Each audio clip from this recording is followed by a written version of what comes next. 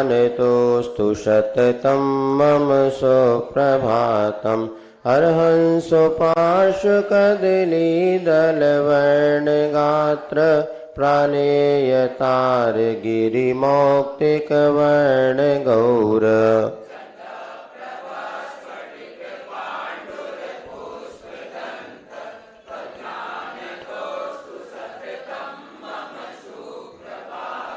संतप्त कांचन रुचे जिन शीतलाख श्रेयान विनष्ट दुरिताष्ट कलंक पंक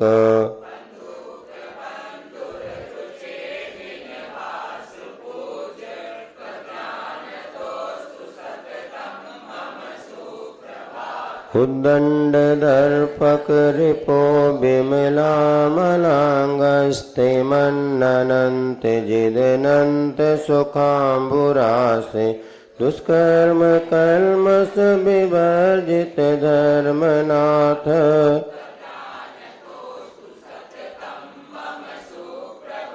दिवामरी कुसुम सन्निभ शांतिनाथ कुंठो दया गुण विभूषण भूषितांग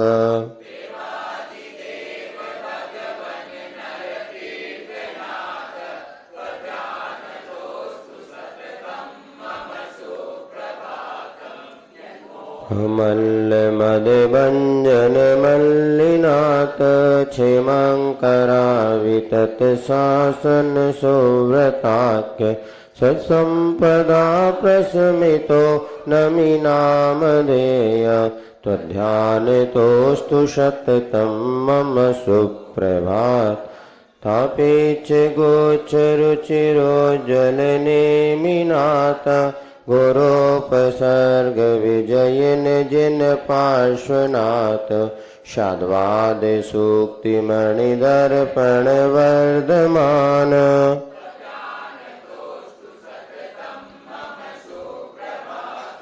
प्रालेय नील हरितारुण दिमव्यय सुखावसतं मुनीन्द्र ध्यायन्ति सप्तति शतं जिन वल्लभानाम्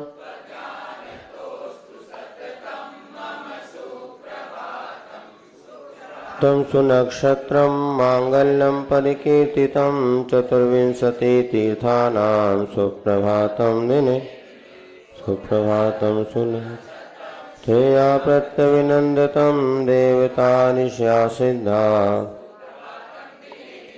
सुप्रभातं तवैकस्य विश्वस्य महात्मना येन प्रवर्तितं तीर्थं भविष्यत्तु सुखावहम् सुप्रभातं जिनेन्द्राणां ज्ञानोन्मीलितचक्षुषाम् अज्ञानतिमिरान्धानां नित्यमस्तमितो रवि सुप्रभातं जिनेन्द्रस्य वीराकमललोचना येन कर्माटविदग्धा शुक्लध्यानोग्रवर्णिना त्रैलोक्यहितकर्तॄणां जिनानामेव शासनम। जय बोले आचार्य गुरुवर विद्यासागर जी महाराज की। हाँ, ये बेंच वहाँ ले लो, वो लग जी दे दो बाजूटा, इसको बेंच वहाँ रख दो। हाँ, बिना उठे बैठे बैठे कर लो। चलिए, संस्कृत के 5 श्लोक पढ़ लिए हैं, जिसमें 2 प्राकृत के हो गए। सबसे पहले पढ़ा था अपन ने शांतिनाथ स्तवन, ठीक। उसके बाद गोमटी स्तुति, फिर सरस्वती नाम स्तोत्र, पंचमहागुरुभक्तियों सुप्रभात स्तोत्र। ये 5 स्तोत्र आप लोग और अच्छे से पढ़ें, उच्चारण करें, और इसके बाद पढ़ें, और उसके बाद उसका अच्छे से उच्चारण करने के बाद और जो इसमें 3-4 श्लोक हैं, वीतराग स्तोत्र है, विद्याष्टक है, परमानंद है, 24 तीर्थंकर स्तवन है, इसको अपन आगे पढ़ेंगे। आज कुछ दोहे अपन पढ़ लेते हैं ना। पेज नंबर 9 पर मंगल भावना। मंगलमय जीवन बने, छा जाए सुख छाँव, परस्पर दिल समी टले अमंग। बस आचार्य श्री ने बहुत सारे दोहों की रचना की है, उसमें कुछ दोहे छांट छांट करके जो अपने विशेष उपयोगी हैं यहाँ पर संकलन किया है।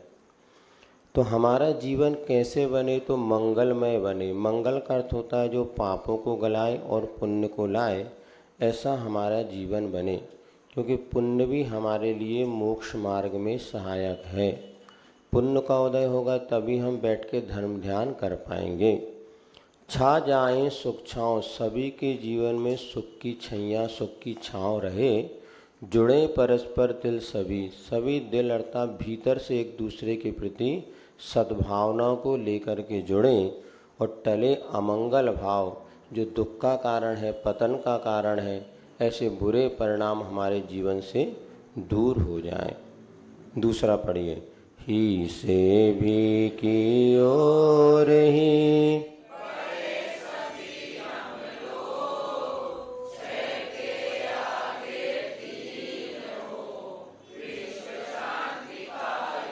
इसका आपको बताया था। यदि आज हम चाहते हैं विश्व में शांति हो, आज हर व्यक्ति इस बात का प्रश्न कर रहा है कि चारों ओर अशांति का वातावरण है, युद्ध की विभीषिका हो रही है, सब एक दूसरे के प्रति विपरीत भाव को लेकर के चल रहे हैं, तो क्या करें? तो आज इसी ने बहुत अच्छा मंत्र दिया है। ही से भी की ओर ही बढ़े सभी हम लोग। एकांत या हठाग्रह को छोड़कर के अनेकांत का सहारा लें। ही माने होता है एकांत और भी माने होता है अनेकांत। मैं ही सही हूँ ऐसा नहीं, आप भी सही हैं और मैं भी सही हूँ। किसी अपेक्षा से हमेशा इसको नहीं लगाना कि दारू पीने वाला कहे तो मैं भी सही हूँ और तुम भी सही। नहीं, यहाँ पर कहने का अर्थ है एक वस्तु में अनेक पहलू हुआ करते हैं। किसी अपेक्षा से वो सही है तो किसी अपेक्षा से मैं सही। जैसे आपने कहा ये माइक काले रंग का है तो भी सही है, और माइक पतला है तो भी सही है, क्योंकि जब हम डंडी की ओर देखते हैं तो इस अपेक्षा से माइक पतला है, और रंग की एक देखते हैं तो माइक काला है। अब रंग की अपेक्षा काला है, हाइट की अपेक्षा पतला हो गया। तो माइक कैसा है? माइक का स्वरूप ही ऐसा है। नहीं, कोई एक बात बताओ आप, तो आप पिता हैं कि भाई हैं कि पति है? एक बात बताओ भाई, तीन चीज़ नहीं बताओ, हम एक बताओ। तो एक वस्तु का स्वरूप ही नहीं है। पत्नी की अपेक्षा पति है, बच्चों की अपेक्षा पिता है, और पिता की अपेक्षा बेटा है, भाई की बहन की अपेक्षा भाई है। तो ये वस्तु का स्वरूप ही अनेकांत है। तो इसको यही समझना, किसी दृष्टिकोण से हम देखते हैं तो उसमें कुछ ना कुछ भिन्नता देखते हैं। आपने किसी और दृष्टिकोण से देखा, लेकिन सामने वाले की दृष्टि कुछ हो सकती है। इसको स्वीकार करने से संघर्ष दूर होते हैं, और संघर्ष का मूल कारण है हठाग्रह है। आज घरों में या आपस में जितनी प्रकार के कहना चाहिए लड़ाई झगड़े फूटा नहीं, हठाग्रह के कारण मैं सही हूँ बाकी सब गलत है। तो यहाँ पे ये बता दिया, 6 के आगे 3 हो विश्व शांति का योग। और 6 और 3 का जो हिंदी में जब लिखते हैं तो 6 ऐसा लिखा जाता है, 3 अर्थात एक दूसरे को मुख करके देख रहे हैं, एक दूसरे के सुख दुख में भागीदार होते हैं। इसको कहते हैं 6 के आगे 3। और 36 का आंकड़ा कैसा होता है? उल्टा कर दो तो 3 और 6 दोनों एक दूसरे को पीठ दिखा के बैठ रहे हैं, कोई किसी के सुख दुख में भागीदार नहीं बनता। तो हमें 36 का आंकड़ा नहीं रखना चाहिए, 63 का आंकड़ा रखो, एक दूसरे के समक्ष सहयोगी बनो। ये सब बातें धीरे धीरे बहुत दुर्लभ होती चली जा रही हैं। अब दो लोगों को पास में बैठ के बात करने का समय नहीं है। अब मोबाइल ने तो सारा समय खा गया। हम तो ये देखते हैं कई बार तो प्रवचन सभा में कक्षा में भी लोग नीचे मोबाइल, इधर क्लास चले प्रवचन चले उनका मोबाइल उधर चल रहा है। मतलब महत्वपूर्ण क्या हो गया उस समय मोबाइल, और मिलना कुछ नहीं है, बहुत कुछ समय जाता है और लाभ उसमें कम होता है। लेकिन उपयोग की परिणति एक ऐसी हो जा रही है कि बड़े बड़े तो छोड़ दो, छोटे छोटे बच्चे और बड़े सभी सी लाइन में बहते जा रहे हैं। बहुत मुश्किल लग रहा है इस चीज़ से बचाना। यही प्रार्थना वीर से हरी भरी दिखती रहे धरती। अब यहाँ पर प्रार्थना की गई भगवान से, हे प्रभु मैं आप अनुनय यानी विनय पूर्वक हाथ जोड़ करके, है विनय पूर्वक हाथ जोड़ने का अर्थ क्या हो गया, हमारी क्रियाओं में विनय भी और प्रस्फुटित होनी चाहिए। हाथ हाथ जोड़ दिया, नमोस्तु महाराज, नमोस्तु नमोस्तु, देख रहे नहीं? हाँ भैया देख रहे हैं। इसलिए वास्तव में नमहु त्रियोग संहारी के मन से, वचन से और काय से और नमोस्तु करने के तरीके में ही हमारी निर्जरा है। अच्छे बैठ करके जब अपन नमोस्तु करते हैं तो अलग ही विनय गुण प्रकट होता है। अब आ गए टेबल के बाद खड़े होके महाराज नमोस्तु, अरे भैया कर तो लो बैठ कर। नमोस्तु अच्छे से करने में आपका फ़ायदा कि हमारा फ़ायदा, बोलो? जो अच्छे से विनय कर, इसलिए चरण छूने से ज़्यादा महत्वपूर्ण है बैठ करके नमोस्तु करना। बहुत से लोग सीधे आएंगे, पैर छुएंगे, बोले हमारा काम। नीचे बैठ के नमोस्तु करने वाले पुरुष वर्गों में तो शायद 10% होंगे और महिला वर्ग में 40%। 60% महिलाओं को तो कमर झुकती नहीं, ऐसे आदत ही बन खड़े कर। आने वाली पीढ़ी भी सोचेगी ऐसे ही नमोस्तु किया जाता है, क्योंकि उसने कभी सीखा नहीं।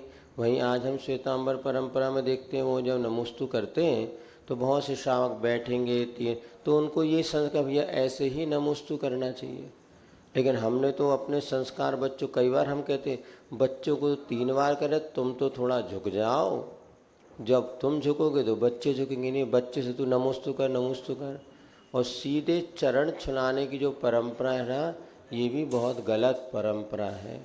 आगम में ये लिखा है, अति निकट होकर के पंच परमिष्टि का दर्शन करना सन्निकट नाम का दोष है। पता है आपको? बात पास में एकदम छूना ये सन्निकट नाम का एक दोष है। वंदना के जो दोष आते हैं, बिल्कुल पास बैठ के उनकी वंदना करना, स्तुति करना। हम लोगों को भी आचार्य कहते थे कि भगवान के भी चरण छूना कभी कभार अति भक्ति उमड़े ठीक नहीं, दूर से ही वंदना करनी चाहिए। जितनी दूर से आप करेंगे उतनी विशुद्धि रहेगी। और बिल्कुल चरण छूने आदत बन जाती, उन्होंने कहा सब चरण छुओ, कोई फ़ायदा नहीं। आचरण छुओ तो ज़्यादा फ़ायदा। और हाथ गंदे हैं, धुले हैं, बच्चे लोग मुंह में उंगली देते हैं, नाक में उंगली लगा रहे, और वही से तुमने चरण छुआ दिया, लार और टपका देते। कई बार पुरुष वर्गों को कई बार पसीना लग जाता, सीधे पसीना से भरा माथा। उन्होंने कहा नहीं महाराज हम तो करेंगे। ये सब अविवेक है, पाप बंध का कारण है। हमारी क्रियाएं हमें पुण्य का कारण बने, किंतु हमारा थोड़ा सा अविवेक जो है पाप का कारण बनता है। इसलिए अच्छे से बैठ के दूर से भी आपने नमोस्तु कर लिया, मन से, वचन से, काय से, बढ़िया अच्छे से भक्ति भाव से, उससे भी निर्जरा होती है। हम नमोस्तु क्यों करते हैं इसका भी बोध हमें नहीं पता। बस सुनने का सब करें तो अपन भी भीड़ की चाल नहीं। अच्छे बढ़िया विनम्र भाव से अपने कर्मों की क्षय के लिए कहा ना, हरी भरी दिखती रहे धरती चारों। ये एक भावना है। हरी भरी दिखना माने एक प्रकार से मुहावरा जैसा हो गया कि सब जगह सुख शांति का वातावरण बना रहे।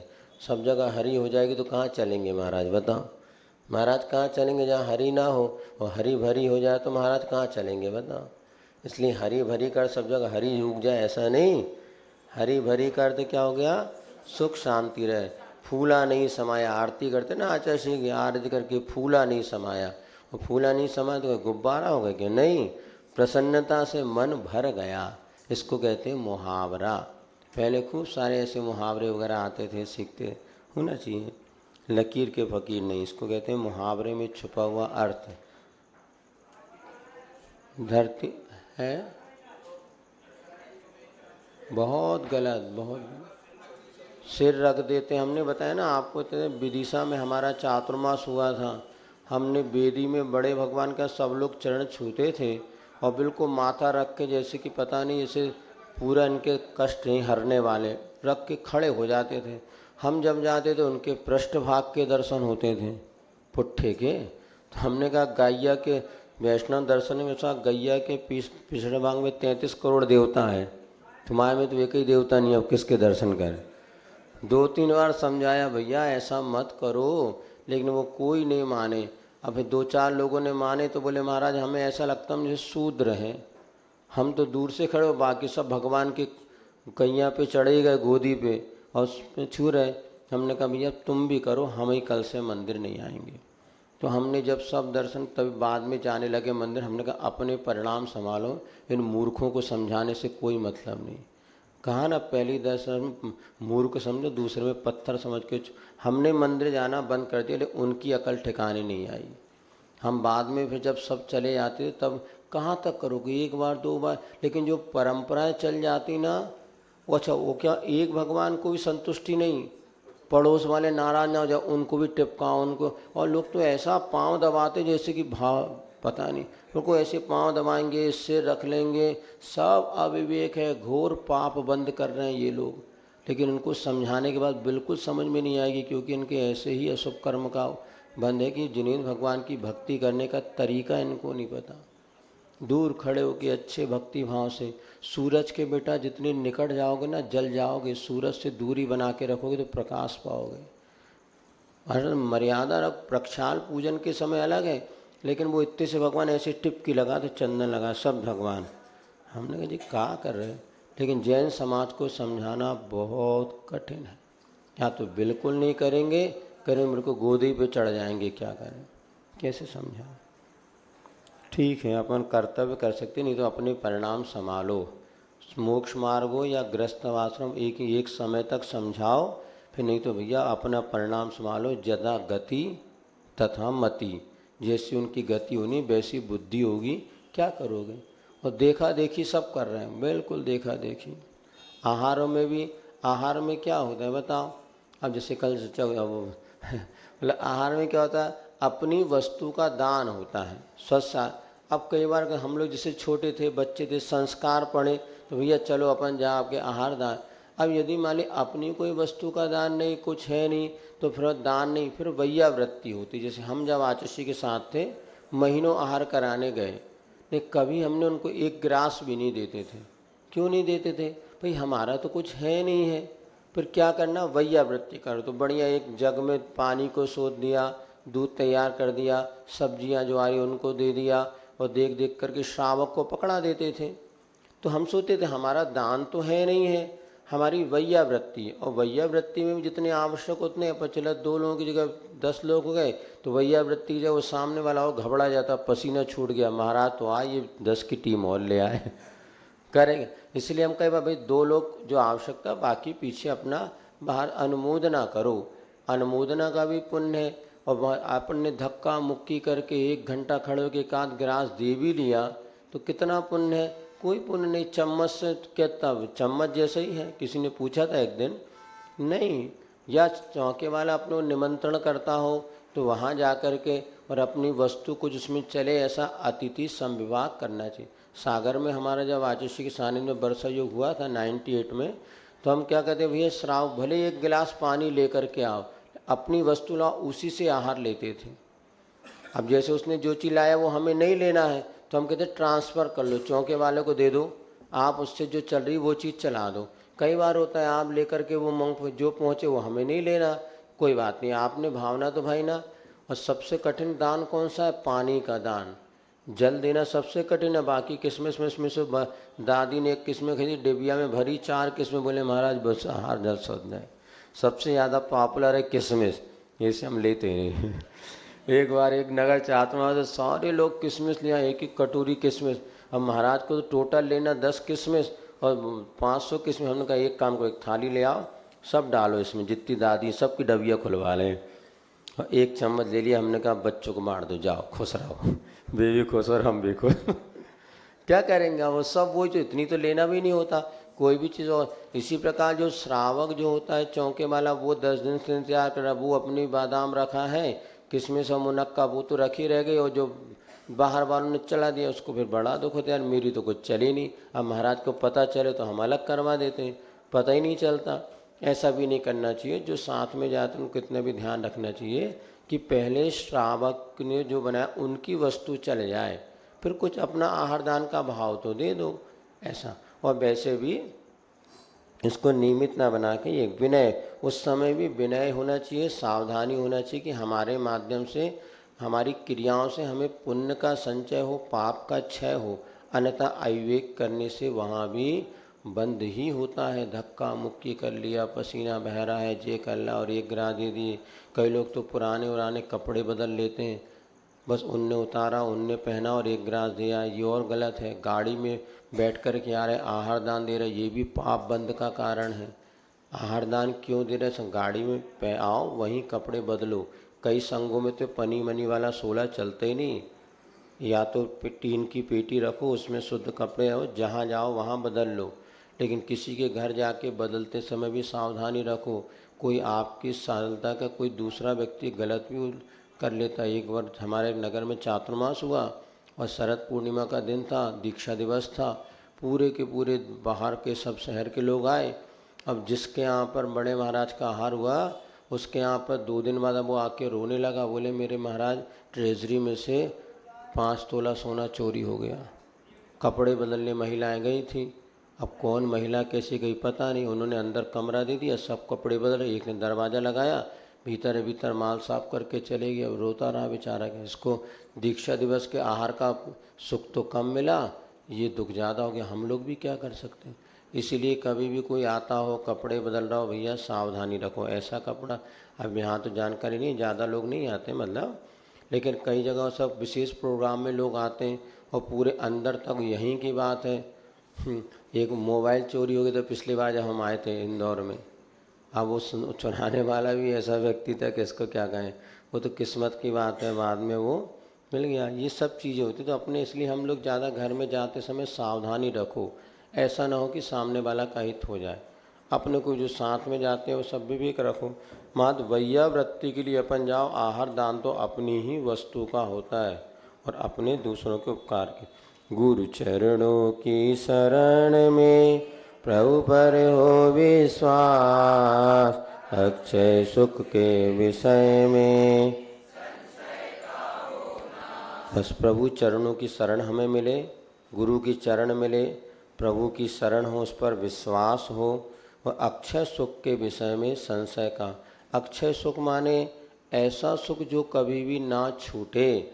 ऐसा कोई सुख है कि नहीं? कहाँ विश्वास है? सिद्ध भगवान के पास तो है, लेकिन हमें विश्वास होता नहीं कि कोई सुख ऐसा भी हो सकता। तो आचार्य श्री कह रहे हैं अक्षय सुख है, इस विषय में कोई संशय मत करो। और गुरु और प्रभु की चरण की शरण पा करके ऐसे अक्षय सुख प्राप्त करने के लिए समीचीन पुरुषार्थ करो। मेरा तेरापन मिटे भेद भाव का नाश, रीति नीति सुधरे सभी। यही भावना, मेरा तेरापन मिट जाए, जो भेद है एक दूसरे का वो नष्ट हो जाए और हमारी रीतियाँ नीतियाँ सुधरें। और वेद भाव यानी सम्यक ज्ञान, वेद करते यहाँ पर क्या हो गया?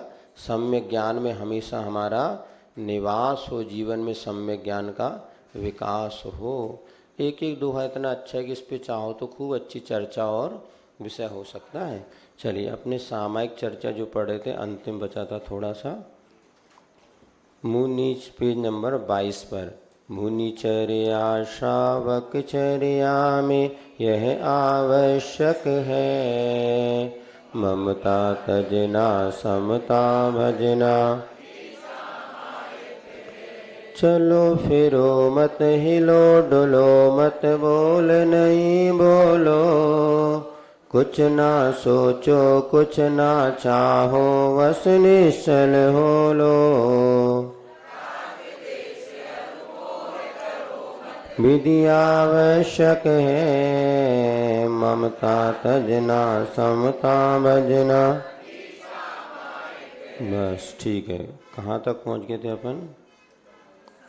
10वां हो गया था, 11 हो गया था। चलो 11 पढ़िएगा।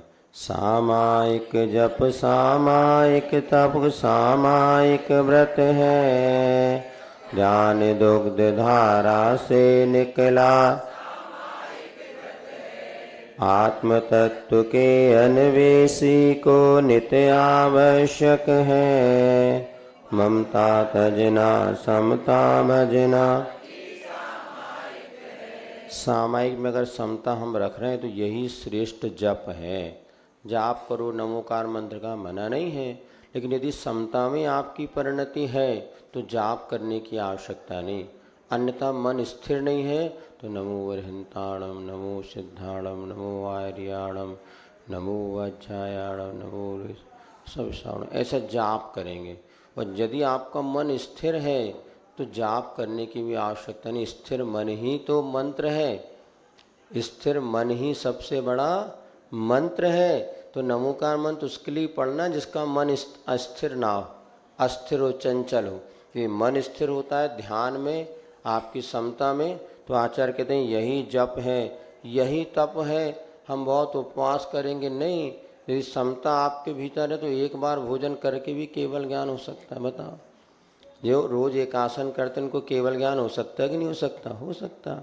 मुनि बनने के बाद तो एक बार भी भोजन करें तो केवल ज्ञान हो सकता है। बहुत उपवास करें तभी केवल ज्ञान होगा, तभी तपस्वी माने जाएंगे नहीं। आचार्य कहते 24 घंटे में वैसे ही एक बार आहार कर रहे हैं तो 23 घंटे का तो वैसे उपवास हो गया। हम पहले ये सोचते थे एक बार भोजन करना कितना कठिन है, महाराज बनेंगे तो क्या होगा, कहीं बीच में भूख लग गया है, कहीं प्यास लग गया है, तो एक आध बार की छूट होना चाहिए, बहुत सारे लोग बन जाएंगे महाराज। लेकिन दिगंबर परंपरा में वास्तव में अन्य तो बहुत कहीं नहीं मिलेगा। से दिगंबर परंपरा में ही आज 24 घंटे में एक बार भोजन पानी करना। श्वेतांबरों में तो परंपरा में आज साधु सुबह नाश्ता, फिर भोजन, शाम को भोजन, दिन में 3 बार तो भोजन का क्रम है। पानी की दिन भर छूट है, दिन भर पानी, गर्मी आदि में भी।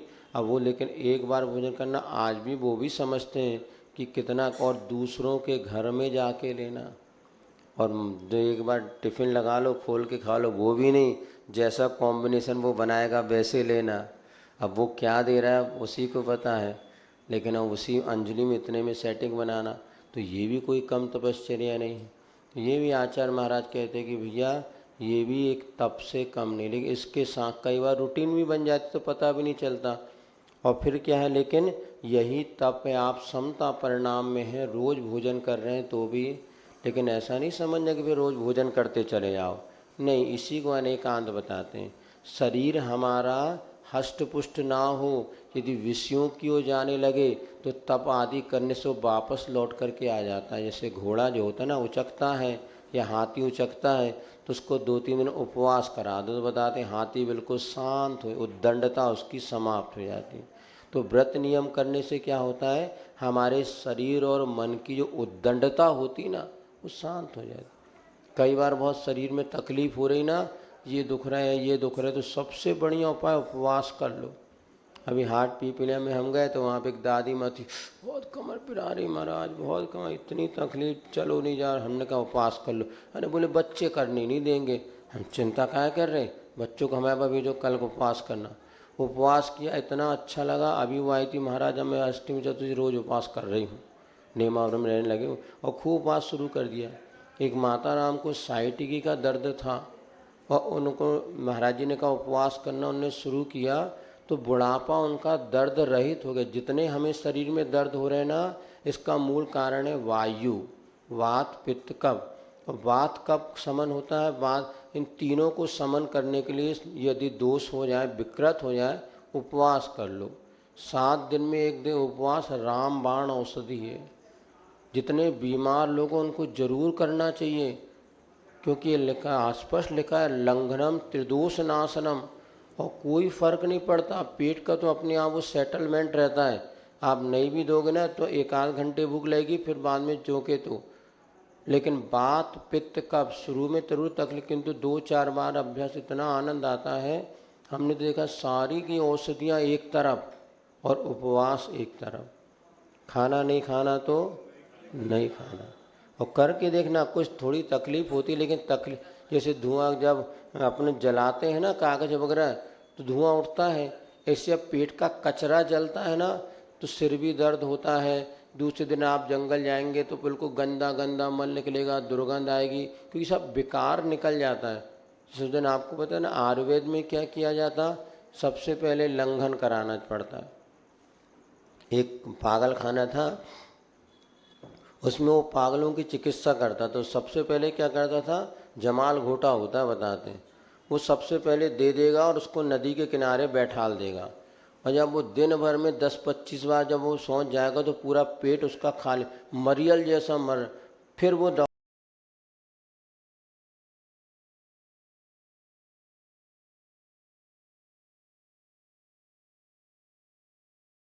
अभी आपको लगता है, लेकिन जहाँ उपवास 2-3 करो या तो मल इतना सारा गठान गठान और ये सब बिल्कुल एकदम निकलेगा। तो ये जो मल निकल गया तो आपको ये मल बहुत स्वास्थ्य मतलब देने में कारण बनेगा, और बिना उपवास के कभी नहीं निकलता। क्या एक जो हाथों में मल जमा वो जमा रहता, रोज आपने खाया बीच में से निकल गया, लेकिन किनारे वाला मल तो जमा है। अब जिस दिन आप भोजन नहीं करते वो फिर क्रिया होती है तो वो खाली पेट क्या करे, कुछ नहीं मिला तो पुराने मल को ही खाता है। आते जो है प्रति समय पंपिंग हो रही है, तो वो उस समय पुराना मल जब उसमें आ जाता फिर नया भोजन जाएगा तो नया होता है। तो महीनों महीनों सालों सालों पुराना अपना पेट में मल पड़ा है। इसलिए आयुर्वेद में कहते हैं सबसे पहले ओम शुद्धि कोठ है, पेट शुद्धि होना चाहिए। पेट शुद्ध हो गया ना तो सैकड़ों बीमारियां यूं ही भाग जाएंगी और बीमारी आएगी नहीं। इसलिए उपवास जैन जो आचार संहिता है ये अपने आप में बहुत परफेक्ट है। अष्टमी चतुर्दशी जो उपवास करते देखो उनके लिए आप अपने आप शरीर के क्लियर पना मिलेगा। 70-80 साल में उनको कुछ नहीं होता। तीव्र कर्म का उदय अलग बात है, किंतु वैसे भी तो तप वो भी है, वो भी जरूरी है, किंतु सामायिक को भी श्रेष्ठ तप माना है, क्योंकि मन में राग द्वेष नहीं करना एक कितना बड़ा तप है। ऐसा सामायिक ही व्रत है, सारे व्रतों का राजा तो सामायिक ही है। तो सामायिक को कहा व्रत पंचक परिपूर्ण। समुद्र स्वामी ने कहा पांचों व्रतों की कहीं पूर्णता होती तो सामायिक में, यदि वैसे व्रतों में कहीं दोष लगेगा किंतु सामायिक में बैठ जाएंगे तो सारे व्रतों में जो दोष लगा वो भी दूर हो जाएगा। इसलिए सामायिक करना 1 घंटे 2 घंटे ऐसा। ध्यान दुग्ध धारा से निकला सामायिक, ध्यान रूपी दूध के द्वारा जो निकलने वाला सामायिक घी के समान महत्वपूर्ण तत्व है। इसलिए आत्म तत्व की जो खोज करना चाहते हैं अन्वेषी माने खोज करने वालों ये बहुत जरूरी है। मैं ही कर्ता कर्म करण हूँ, मैं ही क्रिया हूँ, मैं ही चेतन, मैं ही चिंतन, मैं ही चर्या हूँ, मेरी सामायिक ही मुझको हित संपादक है। अब मैं ही करने वाला हूँ, मैं ही मेरा कर्म हूँ और मैं ही करण हूँ। कर्म माने ऑब्जेक्ट, इसको कहते हैं सब्जेक्ट वर्ब ऑब्जेक्ट। तो मैं ही करने वाला हूँ और क्या करना है, मुझे ही करना है सामायिक। और इसके करण माने किसके द्वारा करूँगा, मैं अपने द्वारा करूँगा। मैं ही क्रिया माने वर्ब भी क्रिया भी मैं हूँ, ऐसा समझना। मैं ही चेतन आत्मा हूँ, मुझे अपना ही चिंतन करना है और मुझे अपना ही आचरण में लाना है। इसलिए मेरी सामायिक ही मुझको हित को देने वाली है, ऐसा समझना। यही ज्ञान है, यही ध्यान है, यही साधना है, यही भाव है, यही भासना, यही भावना है। इस पथ पर चलने वाला ही शिव पथ नायक है। अब देखो सामायिक का इतना महत्व है, किंतु आज व्रती बनने के बाद लोग घूमना फिरना इसी में सब समझते हैं। अरे बोले चलो चातुर्मास लग गया, सब महाराजों के पास जाएंगे, आहार देंगे, ये करेंगे। अब देखो गाड़ियों से कितनी जीव मर रहे हैं, कितनी हिंसा और इनको कोई वो बोले हमारा ये धर्म ध्यान है। नहीं, इस समय 2 महीने एक स्थान पे रह कर के अपनी साधना करो, भागा दौड़ी मत बताओ। कई व्रती लोग इन 4 महीने गाड़ी लेके घूमने निकलते हैं। अरे इस समय जब अपने साधुजन एक स्थान पे क्यों रुकते हैं, क्योंकि हिंसा के पाप से बचना है। कई व्रती लोग सुबह अंधेरे में निकल जाते हैं। व्रती बनने के बाद क्रियाओं की मुख्यता नहीं, चारित्र की मुख्यता होती है। अभिषेक पुण्य सब कब, जब हमारे अहिंसा व्रत पल जाए अब एक सज्जन थे, वो सुबह 5 बजे मॉर्निंग वॉक में जाते थे, उसके बाद 6 बजे आते थे, फिर बाद में अभिषेक पूजन आदि करते थे। हमने पूछा दादाजी कितनी प्रतिमा? बोले हमारी 7तम प्रतिमा है। तो हमने बताया सुबह आप जाते थे, अब आपको कुछ दिखता क्या? बोले दिखता तो कुछ नहीं, टार्च लेके जाते हैं। हमने कहा देखो आप मॉर्निंग वॉक के लिए 1 घंटे जा रहे हैं, अब मान इतना सा मेंढक कितने बड़े होते पता है? ये इतने से बिल्कुल अभी हम देख रहे हैं यहाँ पर चने के से भी छोटे होते, संगी पंचेंद्री मेंढक, और काई चांद वो आपके पैर के नीचे दब गए तो पाप लगा कि पुण्य?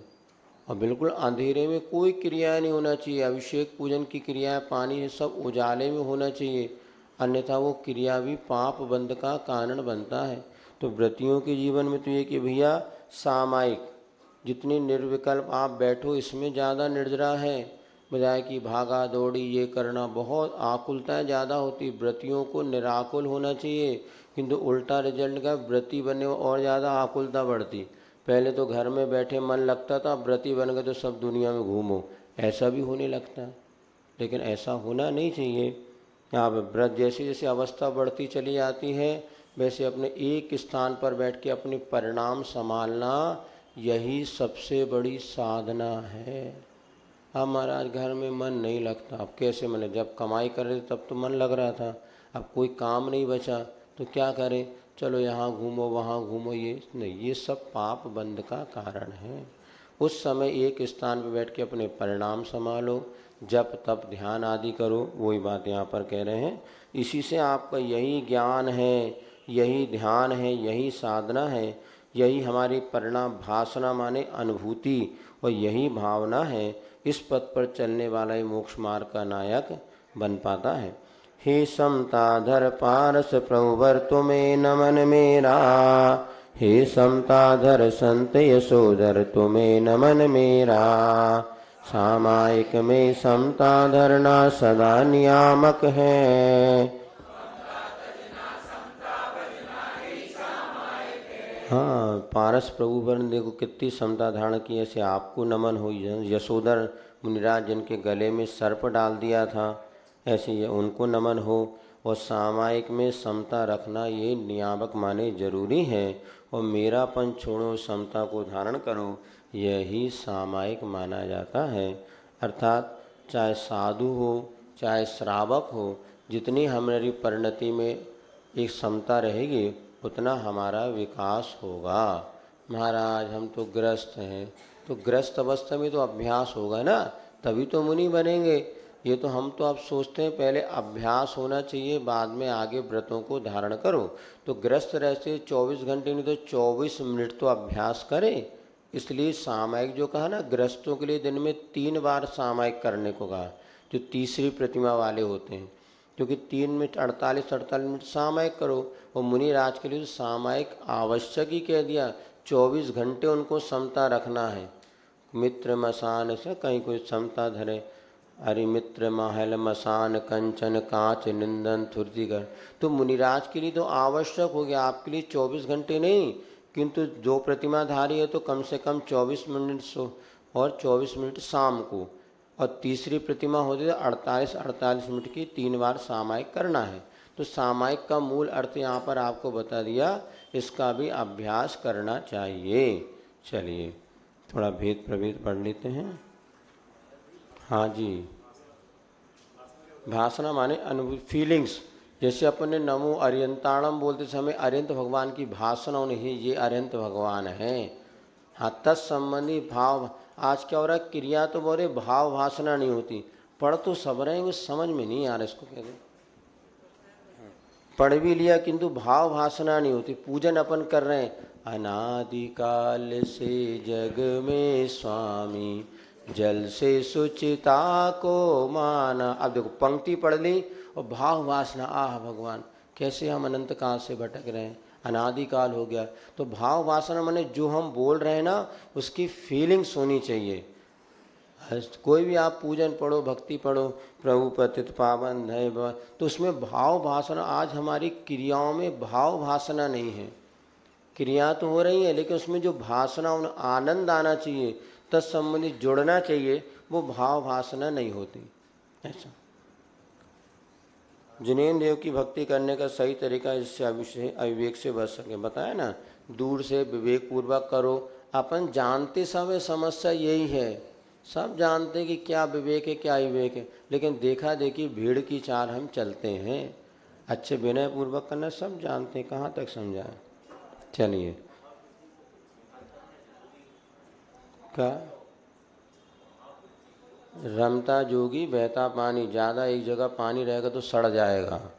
और है यही तो आगम के अनुसार कह रहे महाराज को हमेशा विहार वर्षा योग में एक जगह रुकते हैं, बाकी हमेशा विहार करते रहना चाहिए, जिससे कि श्रावकों से ज़्यादा राग द्वेष आदि ना बढ़े। आप देखो जैसे कि पानी बहता रहता तो स्वच्छ रहता है, लेकिन एक जगह रुक जाएगा तो सड़ जाएगा।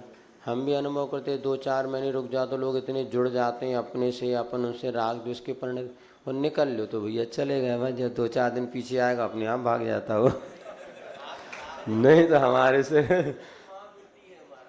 है भैया, राग द्वेष तो आ गए, लेकिन राग द्वेष के निमित्त मिले तो राग द्वेष तो होते ही हैं। यही तो कहा, अरे आपको कल परसों बताया था, महाव्रती मुनिराज हैं, आजीवन ब्रह्मचर्य व्रत है, फिर भी आगम में कहा कि अपनी माँ के वृद्धे माँ अकेली महिला के साथ क्यों वार्तालाप ना करे, क्योंकि तत्सम मन तो मन है, त्याग करने के बाद भी कब वो एक्शन हो जाए भरोसा नहीं। एक माघनंदी मुनिराज थे, घोर तपस्वी घोर ज्ञानी मुनिराज थे।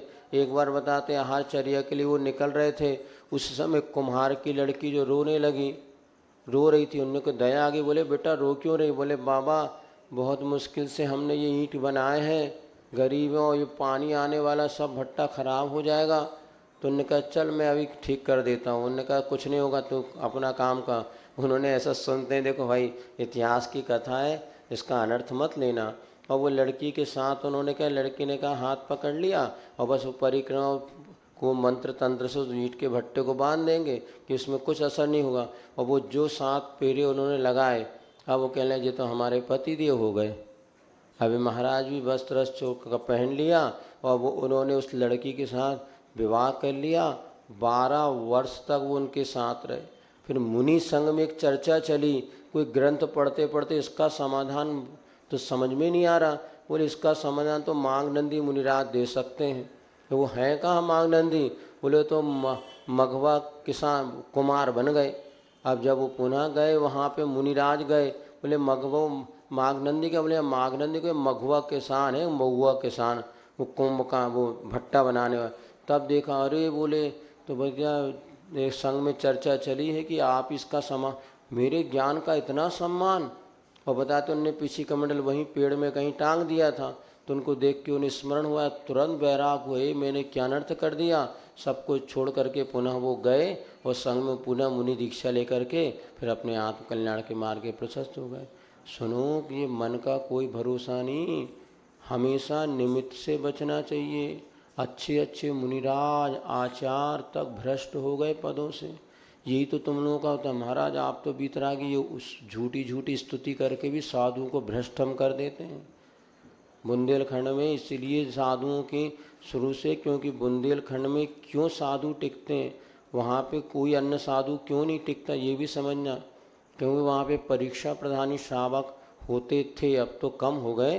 तो वहाँ पे वर्णी जी का प्रसंग आता है, गणेश प्रसाद जी वर्णी जब ब्रह्मचारी थे उस समय प्रवचन करने गए और उनकी अंगूठी जो है गिर गई, उसमें हीरे का नग लगा था।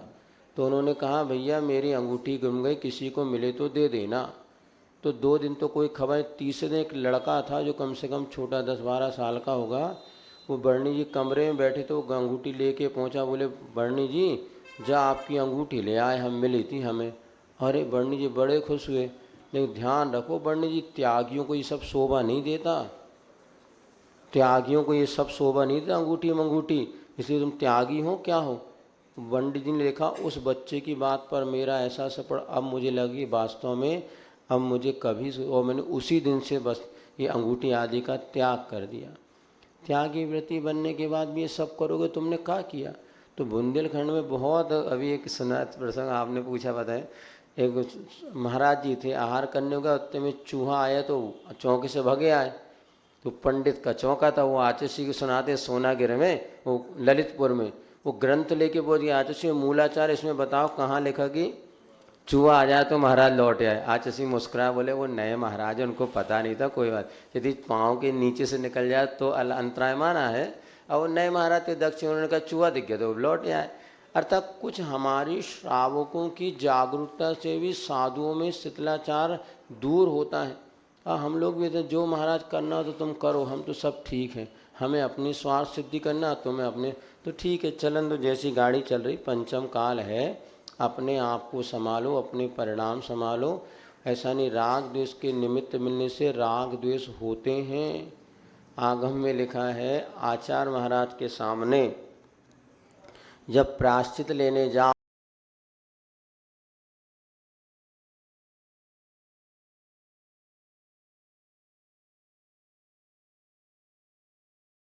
जिसको दोष माना है, प्रायश्चित लेने के पहले कोई गिफ्ट, तो फिर प्रशांत सागर महाराज जी ने पूछा आचार्य से, क्या आचार्य ऐसा संभव है कि इतने महान आचार्य और एक पेन या एक पेंसिल या कोई पुस्तक ग्रंथ भेंट करने से उनके परिणामों में अंतर आ सकता है क्या? तो आचार्य कहते भैया ग्रंथ में लिखा है, मैं क्या कहूँ, लिखा है। इसीलिए कि किसी को भेंट देना, गुरु को करना, तो उससे उनमें प्रभावित हो जाए तो हमें प्रायश्चित कम दे दे, ये हो जाता है। इसीलिए कोई इसका निषेध नहीं कर सकते। मन तो किस निमित्त से प्रभावित हो जाए कुछ नहीं कह सकते। आज जो एक दूसरे से लोग प्रभावित हो रहे हैं ना, कोई बाल देख के प्रभावित हो जाए, कोई चाल देख के हो जाए, कोई मुस्कान देख के हो जाए, कोई शब्द बोल दिया तो हो जाए।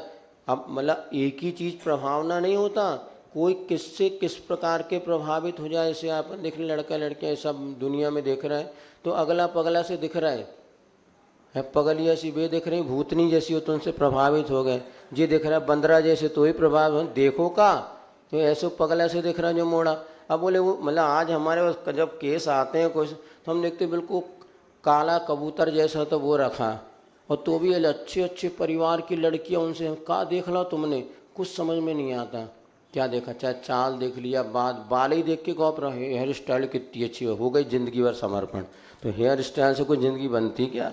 नहीं, रियलिटी बता, हम देख रहे हैं ना ऐसे ऐसे पगला पगली से ये दिख रहे हैं, और पता नहीं कैसे पढ़ाई लिखाई सब छोड़ करके एक दूसरे की पागल हो रहे हैं। भाई देखा क्या, कुछ तो बताओ। कुछ नहीं देखा, ये अज्ञान दशा होती है। तो राग कब किससे हो जाए बताया ना, वो अंगूठा देख लिया कि अंगूठा देख किसे आता है, तो अंगूठे देख के वो प्रभावित हो गया, उसका अंगूठा इतना अच्छा पाँव करे।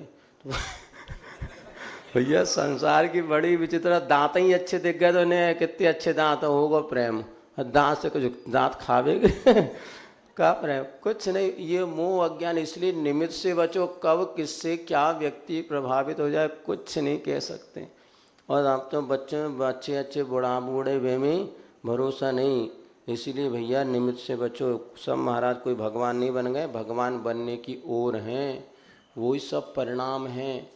वो तो बस पुरुषार्थ करके जितना बच रहे हैं, और आगम की आज्ञा के अनुसार चलोगे तो बच जाओगे। आते से तो हम लोग को कई बार ऐसा बहुत सारी बातें बताते थे कि हमें कैसे बचना। अपने आप को इतना मत सोचो कि हम बिल्कुल एक समय नहीं लगेगा पाँव फिसलने में और सिर फूटने में। हाँ, यही तो बताया ना, जैसे परीक्षा प्रधानी थे, वहाँ पे कोई भी काम आपको तो सावधानी, और गलत तो गलत कहते थे, अब तो बहुत बदल गया, उन्होंने कहा सब चलने दो। श्रावक की जागरूकता से अभी एक महाराज पहुँचे मिले हमें, बोले महाराज बुंदेलखंड में पहली बार आया, मुझे खूब आनंद आया। ये श्रावक आहार तो बहुत अच्छे से कराते, पैसे नहीं देते बुंदेलखंड में, बोले पैसा नहीं मिलता। मैं आसाम गया, बोले अभी 10 कितना करोड़ रुपया इकट्ठा करके लाया, लेकिन मैं जहाँ बुंदेलखंड आया तो मैंने देखा वहाँ एक व्यक्ति आहार का, यहाँ 10 लोग आहार कराने के तैयार, 5-5 चौके लगते हैं, लेकिन वो जो है पैसा नहीं देते। इधर पैसा एक आहार कराएंगे 5 लाख दे देंगे। तो बोले महाराज बुंदेलखंड में ये तो मुझे बहुत अच्छा लगा, तो आप हम रुक जाओ। नहीं अभी वो मंदिर बनवाना है और पैसा इकट्ठा करना है। ये तो दशा, हम ही लोग लोभी बना देते हैं, हम ही लोग। एक व्यक्ति आया, बोले महाराज को गाड़ी भेंट करना, 14 लाख रुपए की गाड़ी का बढ़िया प्रोग्राम हुआ, और महाराज को मंच पे बढ़िया चाबी भेंट गई कि महाराज जी के लिए 14 लाख की गाड़ी दी गई। ये सब चल रहा है, जो है तो चलने दो, ज़्यादा मत सोचो, दिमाग न लगाओ, मोर स्टडी मोर कन्फ्यूज। अपना मार्ग मिल रहा है तो आप नीचे देखो, चलते चलो। अब यही जमाना है, ज़्यादा किसी को कुछ भी समझाने का समय नहीं है। चलिए, तो कल अपन कहाँ पढ़ गए थे? हाँ, मिथ्यात दो प्रकार के, ग्रहित मिथ्यात और अग्रहित मिथ्यात। तो यहाँ पे दूसरे के निमित्त से जो मिथ्यात परिणति होती है उसे ग्रहित मिथ्यात कहते हैं, और स्वयं कर्म के उदय से जो विपरीत परिणमन होता है उसे अग्रहित मिथ्यात कहते हैं। आज वर्तमान में ये मिथ्यात के भी 5 भेद होते हैं। देखो इसमें लिखा, वो आज समझा देते आपको। पेज नंबर 57 पर मिथ्यात 5 होते हैं, मिला 50 से तीसरा नंबर। विपरीत एकांत विनय के, संशय ज्ञान को न के। बस देखिए 5 मिथ्यात होते हैं, इसमें लिखा विपरीत एकांत विनय संशय और अज्ञान। ये आज ये 5 मिथ्यात के भेद बतलाए। मिथ्यात माने कल आपको बताया था सम्यक का उल्टा मिथ्यात। अब विपरीत, जो जैसा नहीं उसको वैसा ही मान लेना। अब सरागी देवी देवताओं की आराधना से सच्चा सुख मिलेगा कि वीतरागी की?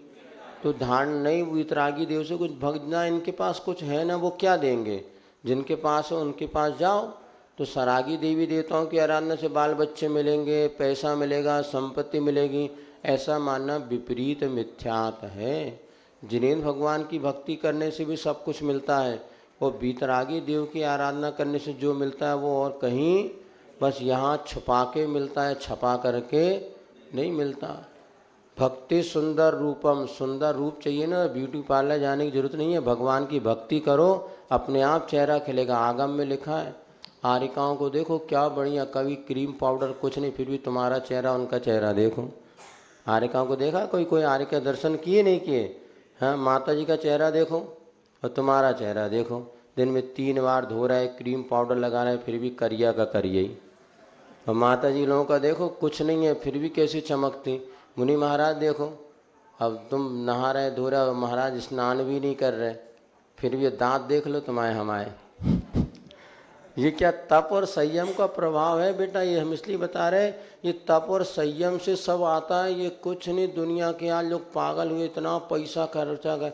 बता रहे थे वो 20-20 हज़ार की एक मेकअप किट आती है, डिब्बा इतना सा, 20,000 रुपये का। अब पहले बताए थे 5 साल पहले, अब तो को 35 का हो गया। अब कुछ नहीं, पोता पाती कर, कोई चमक नहीं। सुबह देख लो वो बेचारे रो भी नहीं पाते, वो क्या करें, फेशियल खराब हो जाए। हम देखा 90% महिलाएं जो है ना, अब भाई हम देखते नहीं, देखने आ जाए तो कभी वो ऐसे नहीं पूछेंगी, है ना, जो क्या करे, टिपकी का। अब नैपकिन बाद में हमें समझ में आया कि उन्हें पूछो तो मेकअप खराब हो जाए। इतना पसीना आता है तो वो कभी ऐसे नहीं पूछते। हम समझ में ये ऐसे क्यों कर रहे हैं? फिर बाद में किसी ने बताया महाराज जो पूछने से मेकअप वो चुप पुताई फिर खराब हो जाएगी। अब बताओ, अरे सबसे बढ़िया भक्ति करो, तपस्या करो, उपवास करो। आचर्य को देखा, जैसे जैसे वृद्ध होते हैं वैसे वैसे चमक रहे थे वो। जवानी में उतनी चमक नहीं थी उनकी बुढ़ापे में, तपस्या से अपने आप चेहरे पे चमक आती है। इसलिए तप संयम अंगीकार करो, कोई ब्यूटी पार्लर नहीं जाना पड़ेगा। एक महाराज है हमारे चंद्रप्रभा सागर जी, वो जो ब्यूटी पार्लर जाता उससे आहार ही नहीं लेते। ब्यूटी पार्लर जाके अपनी नेचुरल सुंदरता को खोना है, कुछ नहीं। आप तो बता दे, इतने सारे आइटम अपने आप भी तुम्हें बता देंगे, तुम कहोगे जैसे पहले परसों तो बताया, दही वगैरह है, तेल है, ये अपना सब बहुत अच्छा। गाय का घी तो इतना बढ़िया कॉस्मेटिक है, रात में लगा के चेहरे में सो जाओ, सुबह देखो चमचमाता मिलेगा। लेकिन ये सब चर्बी वर्बी इतने गंदे आइटम और कहाँ से बनते, कितनी हिंसा है, पैसा भी खर्चा हो रहा है और कुछ नहीं। और ऐसी स्थिति बन जाती है बाद में कि चेहरा देखने लायक नहीं होता। और सबसे ज़्यादा खर्चा आजकल हो रहा है महिलाओं में, बताते इसी श्रृंगार सामग्री। कुछ नहीं, अब क्या करें, तुम जानो बेटा, निपटो। तो क्या विपरीत मिथ्या, तो भगवान की भक्ति से हमें मोक्ष मिलेगा, वीतरागी देव की आराधना से, ये हमें समझना। ये नहीं तो आज विपरीत मिथ्या तो फैल ही रहा है। उनने का दूसरा होता है एकांत, किसी एक पक्ष का मतलब श्रद्धान कर लेने से। जीव तो नित्य ही है, अनित्य ही है। जैसे मान लीजिए कहा ये पुस्तक लाल ही है तो एकांत जो पढ़ा था ना, तो एकांत हटाग्रह को करना, ये से बौद्ध कहता है वस्तु क्षण की है, कोई कहता है स्थायी है, इसको एकांत मिथ्यात कहते हैं, किसी एक पक्ष का हटाग्रह कर लेना। विनय मिथ्यात, गंगा गए तो गंगादास हो, जमुना गए तो जमुनादास। हम तो सब भगवान को मानते हैं महाराज, हम किसी का विरोध नहीं करते। कई श्रावक ऐसे हमने देखा 10 लक्षण में सुबह निकलेंगे और पूरे मंदिर जितने जैन अजैन सब मंदिरों में ढोक दे करके आएंगे, बोले हम तो सब भगवान को मानते हैं। इसको कहते हैं विनय मिथ्यात। आजकल यही चल रहा, और स्कूलों में तो और इतना विपरीत हो रहा है कि आपकी श्रद्धा को तोड़ने का पूरा प्रयास किया। अभी देखो कॉन्वेंट स्कूल वगैरह में इन पर्यूषण में ज़रूर परीक्षा अरेंजमेंट करेंगे। आपके पर्यूषण 10 दिन खिसकेंगे तो 10 दिन परीक्षा आगे, मतलब उनको उससे मतलब नहीं, उन्हें देखता है कि क्योंकि ये जैनी अगर 10 दिन फ्री रहेंगे तो धर्माराधना में लग जाएंगे और इनकी आस्था मजबूत हो जाएगी। इसलिए कैसे इनको तोड़ना है, और विधिवत तरीके से जब आपके पर्यूषण आएंगे उसी दिन बच्चों के एग्ज़ाम रखें। और एक तो और साक्षात उदाहरण हमारे सामने प्रस्तुत हुआ, जब हमारा गुना में पंचकल्याण महामहोत्सव होना था। 26 जनवरी से 1 फरवरी तक महोत्सव था, और उस समय 12th वाले बच्चों की प्री बोर्ड डायरी में 7 फरवरी से थी, लेकिन जब 25 तारीख कोई बच्चे हमारे पास आए, बोले महाराज हमारे तो कल से पेपर शुरू हैं। हमने कहा ऐसे कैसे, प्री बोर्ड है? तो हमने कहा क्यों? बोले डायरी में तो लिखा था 7 से, और उनको पहले पता था समय सागर जी, हम लोग 70-80 साधु वहाँ पर थे, और पूरे उनको पता था कि इनके 26 तारीख से पंचकल्याणक हैं, और पता नहीं कैसी क्या दान लाई उनके मन में आया कि उन्होंने 26 से पेपर रख दिया प्री बोर्ड। नहीं बोले वो तो हमने समाज के अध्यक्ष सबको पहुँचाया। नहीं बोले वो हमारा तो ऊपर से ऑर्डर चलता है, हम किसी की नहीं मानते, 2-4 अंग्रेजी झाड़ देते हैं, तुमसे कुछ बोल नहीं पाते। वापस आ गए। हमने फिर 40 बच्चे थे, उन्हें बुलाया, वो लोग क्या करना है, प्री बोर्ड देना अनिवार्य है क्या? बोले नहीं महाराज। नंबर जुड़ते? बोले नहीं जुड़ेंगे। हमने कहा कायस्वर करो, कोई परीक्षा देने नहीं जाएगा 6 दिन। तो लगभग 35 बच्चों ने कहा, 5 बच्चे ऐसे वो तो गए क्योंकि उनको श्रद्धा तो थी नहीं। फिर 35 बच्चों ने परीक्षा नहीं दी, और लेकिन बात वो सब अलग है, लेकिन उनका मेंटलिटी देखो। अभी 14 अगस्त को पिछले बार जो संथारा को लेकर के हुआ था ना, हमारा विदिशा में चातुर्मास था, सारे लोगों ने छुट्टी करी, समाज की पूरी कमेटी गई, लेकिन वो कट्टर है, हम छुट्टी नहीं करेंगे, आपको जैन बच्चे ले जाना ले जाओ, मना नहीं करेंगे। लेकिन हम स्कूलों ने, कई स्कूलों ने छुट्टी करके इस बात का संथारा का विरोध किया।